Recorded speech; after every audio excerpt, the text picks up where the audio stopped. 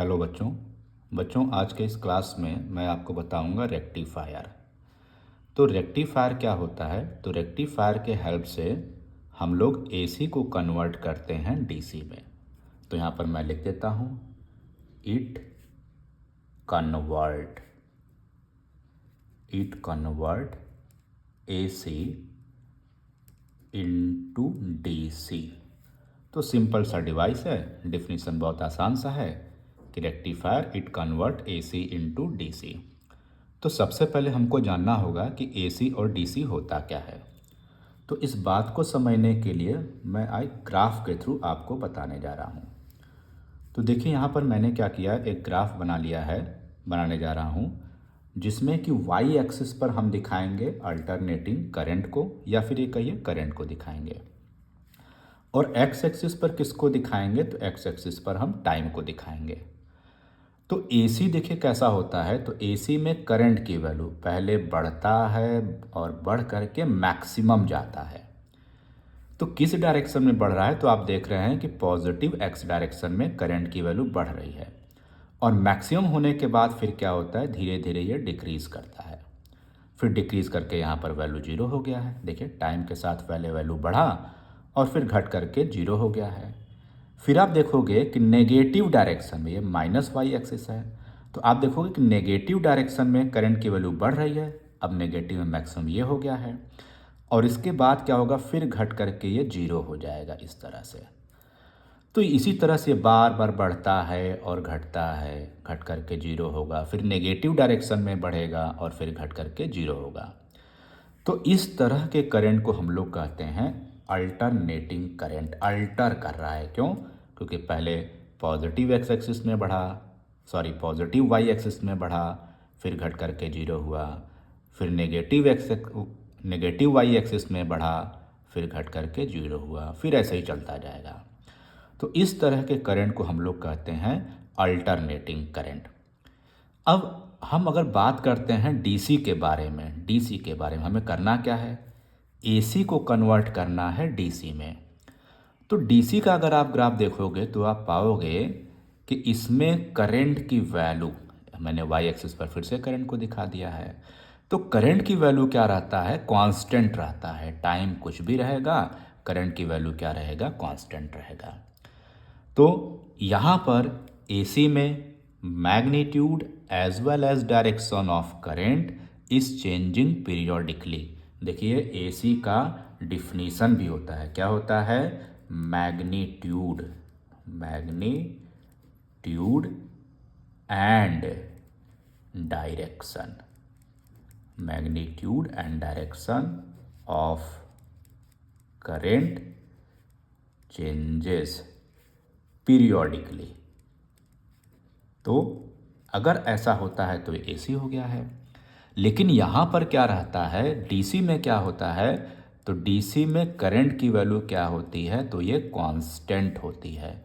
Current क्या रहता है, कांस्टेंट रहता है। तो हमें रेक्टिफायर का यूज़ करना है, और उसके हेल्प से क्या करना है, इसको जो कि हमारा वेव नेचर है, जिसको हम एसी कह रहे हैं, इसको हमें डीसी में कन्वर्ट करना है। तो बच्चों आपको बता दें कि रेक्टिफायर के लिए हम लोग यूज़ करते हैं डायोड का। और जब डायोड का यूज़ करते हैं तो हम डायोड से दो तरह का रेक्टिफिकेशन कर पाते हैं। एक होता है जिसको कहते हैं हाफ वेव रेक्टिफायर। तो हाफ वेव रेक्टिफायर में क्या हो जाएगा, तो हाफ वेव रेक्टिफायर में आप देखोगे कि एसी के हाफ वेव का रेक्टिफिकेशन होगा, मतलब इसका हाफ वेव ही क्या होगा, डीसी में कन्वर्ट होगा। तो यहाँ पर मैं लिख सकता हूँ कि it rectifies half wave of AC. तो ये क्या करता है, ये रेक्टिफाई करता है केवल आधे वेव को, मतलब इसका आधा वेव को क्या करेगा, कन्वर्ट कर देगा डीसी में। तो देखिए फिगर मैंने बना के पहले से रखा हुआ है, ताकि जब मैं आपको बताऊं तो ज़्यादा समय ना लगे। तो यहाँ पर मैंने हाफ वेव रेक्टिफायर का ये फिगर बनाया हुआ है इस जगह पे। देखिए इसको मैंने बनाया हुआ है यहाँ पे, हाफ वेव रेक्टिफायर का ये फिगर है हमारे पास। तो क्या होता है हाफ वेव रेक्टिफायर में? तो हाफ वेव रेक्टिफायर में हम लोग सिंगल डायोड का इस्तेमाल करते हैं। देखिए इसको कहते हैं पी और इसको कहते हैं एन। तो ये पी एन जंक्शन डायोड हो गया है। और हमको किसको रेक्टिफाई करना है? तो एसी को रेक्टिफाई करना है। तो यहाँ पर हमने इनपुट एसी दे दिया है, इस जगह पर हमने इनपुट एसी दे दिया है। उसके बाद इस एसी को आगे चल करके हमने प्राइमरी क्वाइल, इसको कि हम P1 और P2 से इंडिकेट कर रहे हैं, प्राइमरी क्वाइल से कनेक्ट कर दिया है। साथ में यहाँ पर हमने एक सेकेंडरी क्वाइल ले लिया है और ये आयरन का कोर ले लिया है बीच में। तो यहाँ पर आप देखोगे कि हमने सेकेंडरी क्वाइल में जो नंबर ऑफ टर्न्स हैं वो प्राइमरी क्वाइल से क्या किया है, कम रखा है। असल में बच्चों जो आप ये देख रहे हो ना, ये स्ट्रक्चर हमारा ट्रांसफार्मर का पार्ट है, ये ट्रांसफार्मर है। ट्रांसफार्मर का काम क्या होता है? तो आप जानते हैं कि लो वोल्टेज को हाई वोल्टेज में और हाई वोल्टेज को लो वोल्टेज में कन्वर्ट करता रहता है। तो यहाँ पर जो हम यूज़ कर रहे हैं, जिस ट्रांसफार्मर का यूज़ कर रहे हैं, देखिए यहाँ पर मैं इंडिकेट कर दे रहा हूँ कि ये जो पार्ट है हमारा क्या है, तो ये स्टेप डाउन ट्रांसफार्मर है। ये स्टेप डाउन ट्रांसफार्मर है। अब मैं इसको यहाँ पर दिखाता हूँ आपको। तो देखिए ये क्या है, जो ये पार्ट है ये स्टेप डाउन ट्रांसफार्मर है। यहाँ से आप एक चीज़ दिमाग में बैठा सकते हैं कि स्टेप डाउन में क्या होता है, सेकेंडरी क्वाइल में जो नंबर ऑफ टर्न्स होते हैं वो प्राइमरी क्वाइल से क्या होता है, कम होता है, जिससे कि हमारा हाई वोल्टेज किस में कन्वर्ट हो जाता है, लो वोल्टेज में। डाउन है ना, तो हाई वोल्टेज किस में कन्वर्ट हो जाएगा, लो वोल्टेज में।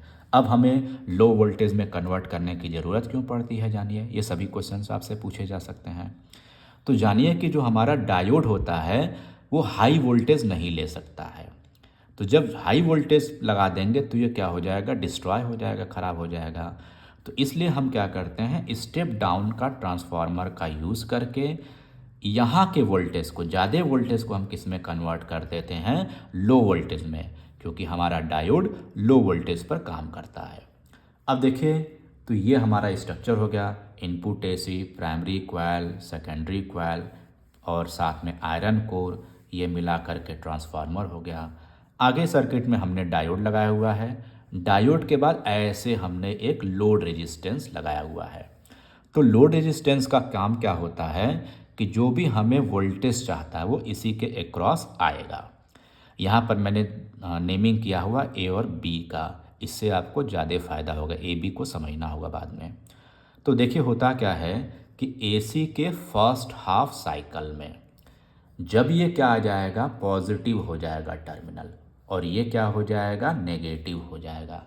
अभी कुछ देर पहले ही मैंने बताया है कि पहले करंट पॉजिटिव होता है फिर नेगेटिव होता है।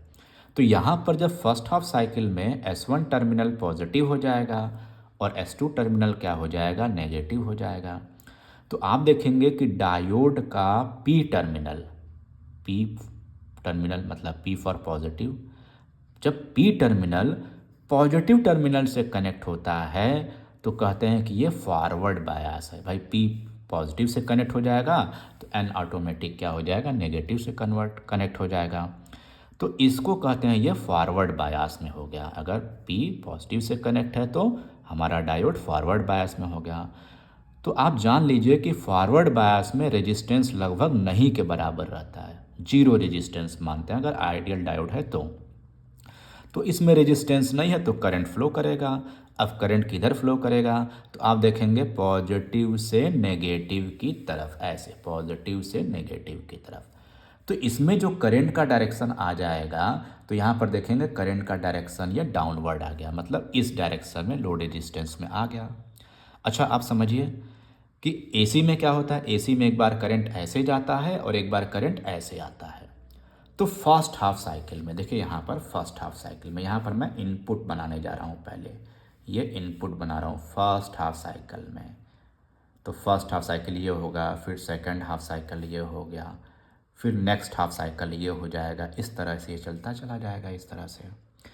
तो ये क्या है, हमने इनपुट एसी कहा है, ये इनपुट एसी का फिगर बना रहा है इस तरह से, इनपुट एसी का। तो फर्स्ट हाफ साइकिल में जब ये प्लस था और ये माइनस था तो ये फर्स्ट हाफ साइकिल हो गया। तो हम देख रहे हैं कि इसमें करंट क्या हो रहा है, इस तरह से फ्लो कर रहा है, इस तरह से फ्लो कर रहा है। मतलब कि हमें जो आउटपुट मिला है वो किस डायरेक्शन में मिला है, तो जिस डायरेक्शन में ये था उसी डायरेक्शन में हमको क्या मिल गया है, आउटपुट मिल गया है इस तरह से। अब देखिए नेक्स्ट हाफ साइकिल में क्या हो जाएगा। तो आप जानते हैं कि नेक्स्ट हाफ साइकिल में क्या हो जाता है, एसी अल्टर करता है। तो यहाँ पर ये हो जाएगा माइनस और ये क्या हो जाएगा, ये हो जाएगा प्लस, ऐसे समझिए। तो जब ये माइनस हो गया और ये प्लस हो गया, अल्टर करेगा एसी। तो जब माइनस हो जाएगा तो आप देखेंगे कि डायोड का पी टर्मिनल अब किससे कनेक्टेड हो गया है, नेगेटिव से कनेक्ट हो गया है। तो जब नेगेटिव से कनेक्ट हो गया है तो और एन टर्मिनल किससे हो जाएगा, तो नेगेटिव वाला टर्मिनल आप देखोगे पॉजिटिव से हो गया। बस यहाँ से हमें जजमेंट लेना होता है कि पी टर्मिनल किससे कनेक्ट हो गया है, नेगेटिव से हो गया है। तो अगर डायोड हमारा पी टर्मिनल नेगेटिव से कनेक्ट हो गया है तो ऐसे केस में हमारा डायोड क्या हो जाता है, उल्टा कनेक्टेड हो गया है, पॉजिटिव नेगेटिव से कनेक्टेड हो गया। मतलब उल्टा मीन्स रिवर्स बायास आ गया यहाँ पे। तो रिवर्स बायास में आप जान लीजिए कि डायोड में रेजिस्टेंस क्या हो जाता है, मैक्सिमम होता है, बहुत ज़्यादा रेजिस्टेंस हो जाएगा। तो जब बहुत ज़्यादा रेजिस्टेंस हो जाएगा तो करंट फ्लो ही नहीं कर पाएगा। मतलब जब इस वाले साइकिल की बात आई जिस समय यहाँ नेगेटिव हो गया पोटेंशियल, तो हम देख रहे हैं कि डायोड का रेजिस्टेंस क्या हो गया, वेरी हाई हो जाता है, जिससे इसमें करंट ही नहीं फ्लो कर पाएगा। तो नेगेटिव डायरेक्शन में जब करंट फ्लो करने की बात आ रही है इसके क्रॉस, तो करंट ही नहीं फ्लो किया। मतलब एक ही डायरेक्शन में यहाँ पर करंट फ्लो कर रहा है, पॉजिटिव वाले डायरेक्शन में करंट फ्लो कर रहा है, और जब नेगेटिव की बात आ रही है तो करंट फ्लो नहीं कर रहा है। फिर देखिए अगले हाफ साइकिल में, भाई पहले हाफ साइकिल में करंट फ्लो किया, फिर अगले हाफ साइकिल में करंट फ्लो नहीं किया, फिर अगले हाफ साइकिल में तो फिर से ये क्या हो जाएगा, प्लस, और ये हो जाएगा माइनस। फिर से ये फॉरवर्ड बायास में आ गया। तो फॉरवर्ड बायास में आ गया तो इसमें रेजिस्टेंस हो जाएगा जीरो, और रेजिस्टेंस अगर जीरो हो जाएगा तो करंट इसमें इजीली फ्लो करेगा। किधर से किधर फ्लो करेगा, तो पॉजिटिव पोटेंशियल टू नेगेटिव। तो आप देखेंगे यहाँ पर कि रेजिस्टेंस में हमेशा करंट क्या हो रहा है, इसी डायरेक्शन में आ रहा है, लेकिन हाफ साइकिल के लिए तो यहाँ पर देख रहे हैं कि करंट तो यूनी डायरेक्शनल हो गया है, जो कि डीसी की प्रॉपर्टी होती है, लेकिन केवल आधे आधे साइकिल के लिए हो रहा है। पॉजिटिव वाले करंट को फ्लो करा रहा है, नेगेटिव वाले करंट को फ्लो नहीं करा रहा है, फिर पॉजिटिव वाले करंट को फ्लो करा रहा है। तो इस तरह से इसमें करंट का डायरेक्शन क्या हो जाएगा, यूनी डायरेक्शनल हो जाएगा। और यूनी डायरेक्शनल किसकी प्रॉपर्टी होती है, तो कहते हैं ये डीसी की प्रॉपर्टी है। तो बच्चों देखिए यहाँ पर एक बात समझने वाली है कि एसी डीसी में कन्वर्ट हो रहा है, लेकिन पूरी तरह से कन्वर्ट नहीं हो पाया है अभी। अभी पूरी तरह से क्यों नहीं कन्वर्ट हो पाया है, क्योंकि इसमें एसी की भी प्रॉपर्टी है। भाई करंट की वैल्यू बढ़ रहा है, बढ़ करके मैक्सिमम, फिर जीरो हो जा रहा है। करंट की वैल्यू फिर गायब हो गया, बढ़ रहा है, फिर बढ़ करके मैक्सिमम, फिर क्या हो जा रहा है, जीरो हो जा रहा है। तो डीसी की इसमें केवल एक ही प्रॉपर्टी आ पाई है, वो है unidirectional flow of current. तो यहाँ रेक्टिफिकेशन के थ्रू हम हाफ वेव को यूनी डायरेक्शनल कर देते हैं, इसलिए इसको कहते हैं हाफ वेव रेक्टिफायर। अब देखिए फुल वेव रेक्टिफायर क्या होता है, तो इसके लिए मैंने एक फिगर पहले से बना के रखा हुआ है आपके लिए। तो यहाँ पर देखिए हमारे पास फुल वेव रेक्टिफायर है। फिर से ये हमारा इनपुट एसी है, जिसको कि हमने प्राइमरी कॉइल से कनेक्ट किया हुआ है। प्राइमरी कॉइल की नेमिंग हम कर देते हैं P1 और इसको कर देते हैं P2। और यहाँ पर क्या हो जाएगा, ये हमारे सेकेंडरी कॉइल्स हैं, तो यहाँ पर इसका नाम रख देते हैं S1 और इसको नेमिंग कर देते हैं S2। मैंने पहले ही बताया है कि ये स्टेप डाउन ट्रांसफार्मर है। स्टेप डाउन क्यों है, ताकि हाई वोल्टेज को हम लो वोल्टेज में कन्वर्ट कर सकें, जिससे हमारा डायोड ख़राब ना हो, क्योंकि डायोड हमारा लो वोल्टेज पे काम करता है। तो पिछले फिगर और इस फिगर में आप देखेंगे कि पिछले फिगर में हमने केवल क्या किया था, सिंगल डायोड का इस्तेमाल किया था, और इस बार क्या कर रहे हैं, हम 2 डायोड्स का इस्तेमाल कर रहे हैं। तो यहाँ पर हम इसको क्या कर रहे हैं, साथ में क्या कर रहे हैं, तो जो यहाँ पर सिंगल में हमने रेजिस्टेंस लगाया था जिसको लोड रेजिस्टेंस कह रहे थे, अब उसको हम यहाँ मिडिल में ऐसे लगा दिए हैं इस तरह से। और ये स्ट्रक्चर क्या है हमारा, तो ये हम बता रहे हैं आपको फुल वेव रेक्टिफायर है, diode as full wave rectifier. देखिए मैं यहाँ पर लिख देता हूँ diode as full wave, full wave यहाँ लिख देता हूँ इधर में, diode as full wave rectifier, diode as full wave rectifier, ये टॉपिक हमारा है।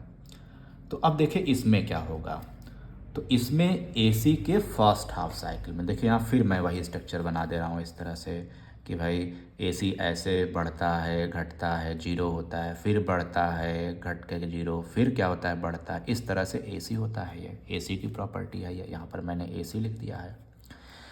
इसके बाद इसको कन्वर्ट करना हमको डीसी में।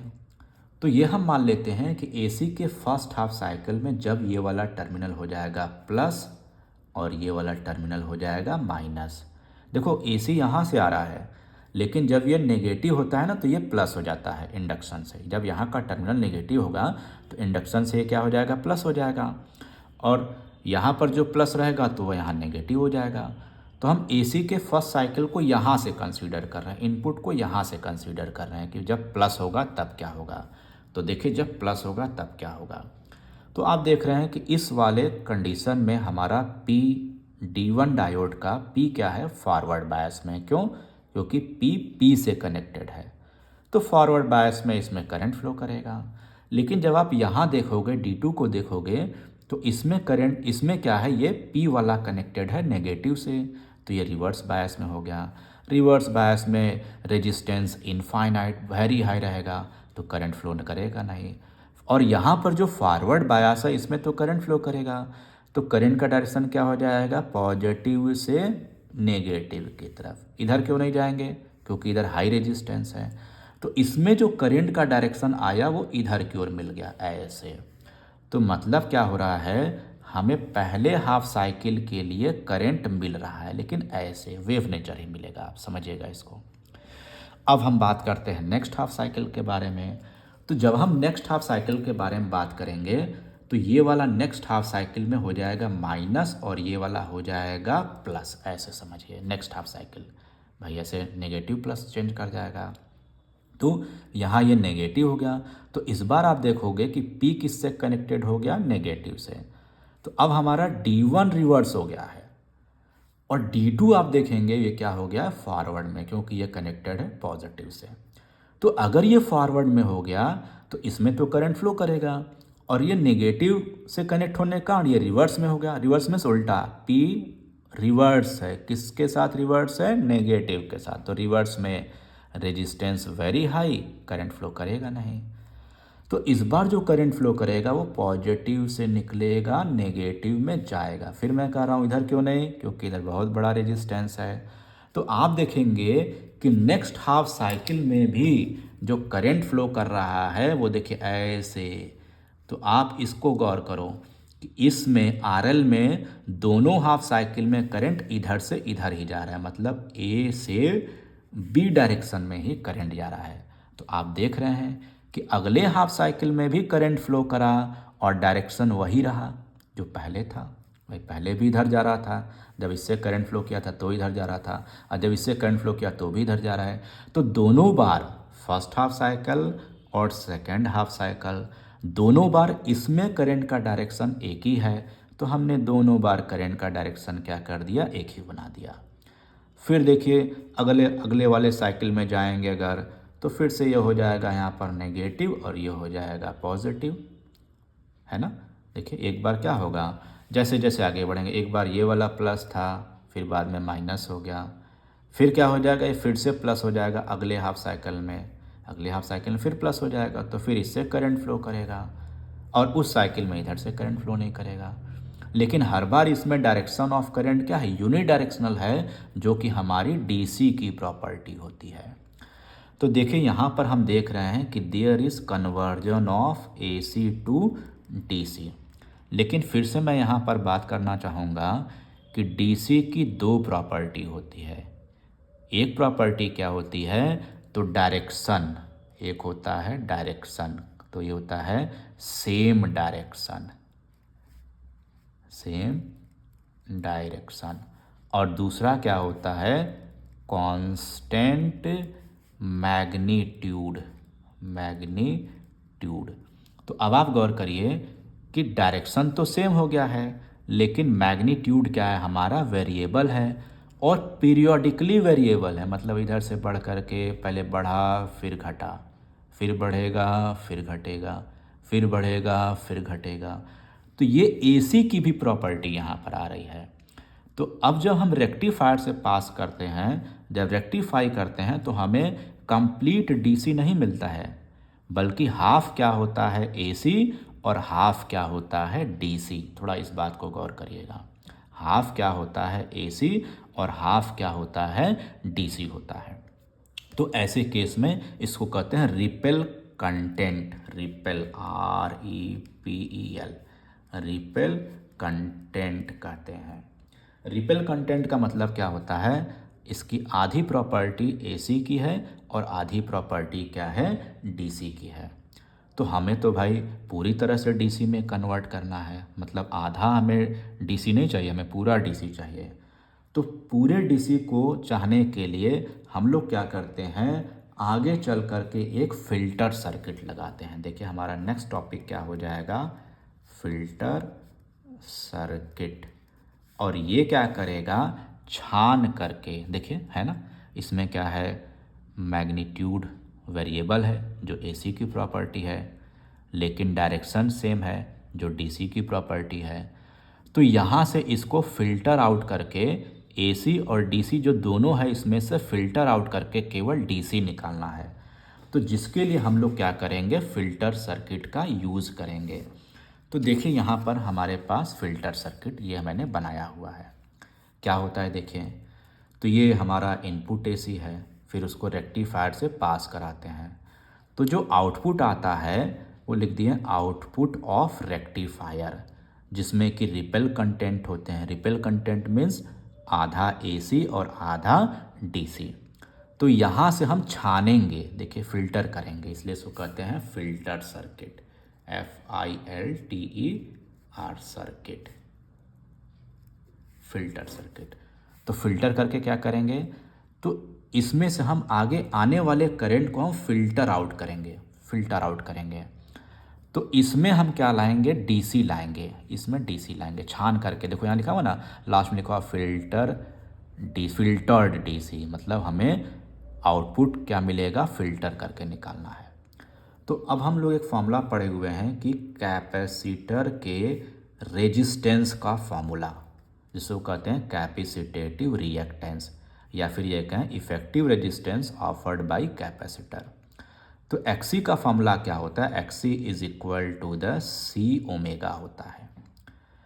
तो अब देखिए अगर हम बात करते हैं कि in case of DC, in case of DC के लिए फ्रीक्वेंसी की वैल्यू क्या हो जाएगी, तो लिखेंगे 0 हो जाएगा। समझिए इसी बात को, यहीं से समझना हमें। XC क्या होता है, XC is the resistance offered by the capacitor, उसका फार्मूला होता है 1/C ओमेगा। तो ठीक है, अगर करंट पास करेगा तो ये रेजिस्टेंस ऑफर करेगा और रेजिस्टेंस की वैल्यू ये हो जाएगी। लेकिन यही चीज़ अगर हम बात कर देते हैं कि डीसी वाले पार्ट के लिए रेजिस्टेंस क्या होगा कैपेसिटर का, तो आप देखोगे कि कैपेसिटर का रेजिस्टेंस 1/C और ओमेगा की वैल्यू 0 ले लेंगे। तो यहाँ से आ जाएगा इनफाइनाइट। भाई डीसी में कांस्टेंट करंट होता है, जो फिल्टर अभी हमारे पास जो रेक्टिफायर आया है उसमें डीसी भी है और एसी भी है। तो डीसी के लिए कैपेसिटर का रेजिस्टेंस क्या हो जाएगा, देखिए तो डीसी के लिए फॉर डीसी रेजिस्टेंस क्या हो जाएगा, इनफाइनाइट, मतलब डीसी इसमें से पास ही नहीं करेगा। तो इसमें से पास कौन करेगा, केवल एसी पास करेगा। और जब इसमें से एसी पास नहीं करेगा तो भाई एसी इधर से जाएगा आगे, इधर सॉरी, इसमें से एसी तो पास करेगा। देखिए फिर से बताने जा रहा है कि हमने क्या कहा कि कैपेसिटर में डीसी के लिए रेजिस्टेंस क्या हो जाएगा, तो इनफाइनाइट हो जाएगा। तो DC इसमें जाएगा ही नहीं, तो DC किधर जाएगा, तो DC जाएगा इधर की ओर जाएगा, क्योंकि इसमें से पास नहीं हो पा रहा है। और AC के लिए तो फॉर AC हम लोग देख रहे हैं, यहाँ पर लिख देते हैं फॉर AC। तो AC के लिए ये रेजिस्टेंस आएगा, तो जो भी रेजिस्टेंस होगा उसके अकॉर्डेंस इसमें क्या चला जाएगा, इसमें AC चला जाएगा। तो आप देखोगे कि कैपेसिटर केवल AC को अलाउ करेगा फ्लो करने के लिए, और DC को अलाउ नहीं करेगा। तो DC यहाँ से फिल्टर आउट करके इधर हमें लोड रेजिस्टेंस के अक्रॉस मिल जाएगा। तो इस तरह से हमको आउटपुट AC मिल जाता है, सॉरी आउटपुट DC मिल जाता है। AC इसमें जाएगा, DC इधर आएगा, तो फिल्टर आउट होकर के हमको DC मिल गया है। तो बच्चों ये था हमारा half wave rectifier, full wave rectifier और साथ में फिल्टर सर्किट कंप्लीट। तो जब यहाँ पर हम बनाते हैं, इस बार जब बनाते हैं, तो इस बार जो हमारा ऐसे ऐसे वेव बनाए थे ना पिछली बार, अभी ऐसे ऐसे, तो ये फिल्टर आउट करके इस तरह से हमें कांस्टेंट वैल्यू मिल जाता है, मतलब हमें DC मिल जाएगा।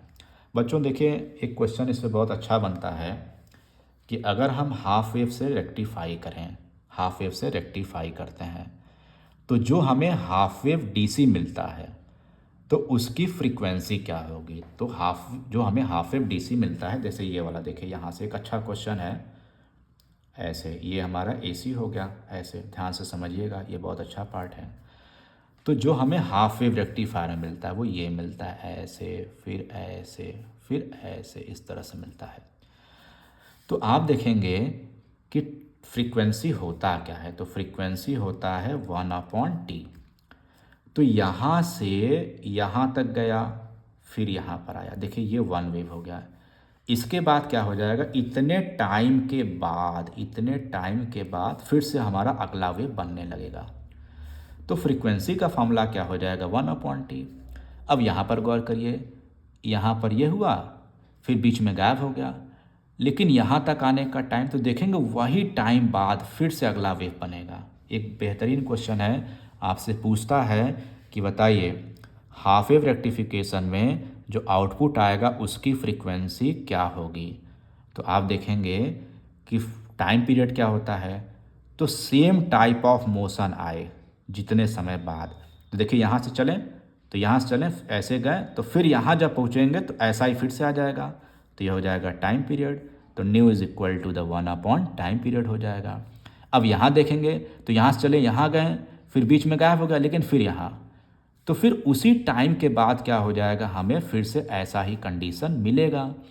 तो यहाँ पर अगर फ्रीक्वेंसी लिखेंगे तो लिखेंगे 1/T। कहने का मतलब हाफ वेव में जो रेक्टिफाइड वेव होता है उसकी फ्रीक्वेंसी इनपुट AC के फ्रीक्वेंसी के सेम होता है। कभी कभी आपसे क्वेश्चन पूछता है कि बताइए 50 हर्ट्ज का हमने इनपुट दिया है, तो हाफ वेव रेक्टिफिकेशन से जो वेव मिलेगा उसकी फ्रीक्वेंसी क्या होगी, तो आप बताएंगे सेम होगी। अब देखिए अगर हम आगे बढ़ते हैं, देखिए ये अलग से पढ़ा रहे हैं इसलिए यहाँ से लाइन ड्रॉ कर देते हैं, हमारा ये रेक्टिफायर ख़त्म हो चुका है, ये क्वेश्चन के पार्ट हैं।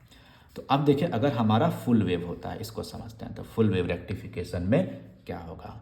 तो ये हमने वेव बना दिया इस तरह से, ऐसे वेव बना दिया, और इधर में फुल वेव रेक्टिफिकेशन में ऐसे बना देते हैं, इस तरह से, इस तरह से। तो देखिए इसमें तो यहाँ से यहाँ तक का टाइम पीरियड लेंगे तो हमारे पास आ जाएगा 1/T फ्रीक्वेंसी। लेकिन जब आप यहाँ पर गौर करोगे ना, तो यहाँ से चले यहाँ आए, फिर ऐसा ही मोशन तुरंत स्टार्ट हो गया, ऐसे फिर तुरंत स्टार्ट हो गया। तो यहाँ पर same type of motion T/2 में मिल जा रहा है, देखिए T/2 में, पिछले के कंपेरेटिव T/2 में मिल जा रहा है। गौर करिए इसको, भाई यहाँ से चले और यहाँ आए, फिर यही मोशन हमें T/2 पर मिल जा रहा है, तो ये हमारा पीरियोडिक इतने का ही हो जाएगा। Periodic means same type of motion. तो जो यहाँ पर टाइम पीरियड आ रहा है हमें क्या मिल रहा है, T/2 में ही हमें टाइम पीरियड मिल जा रहा है। समझिए फिर से मैं बता रहा हूँ, एक जैसा मोशन, तो यहाँ से यहाँ तक में एक जैसा मोशन स्टार्ट हो रहा है, मतलब कैपिटल T में, ये कैपिटल T टाइम हो गया। लेकिन जब यहाँ पर देखेंगे तो इसके कंपेरेटिव T/2 में ही सेम टाइप ऑफ मोशन फिर आ जा रहा है। तो यहाँ फ्रीक्वेंसी क्या हो जाएगा, तो यहाँ हो जाएगा 1/t, हम लोग पढ़े हुए हैं, तो इसके लिए क्या हो जाएगा t/2।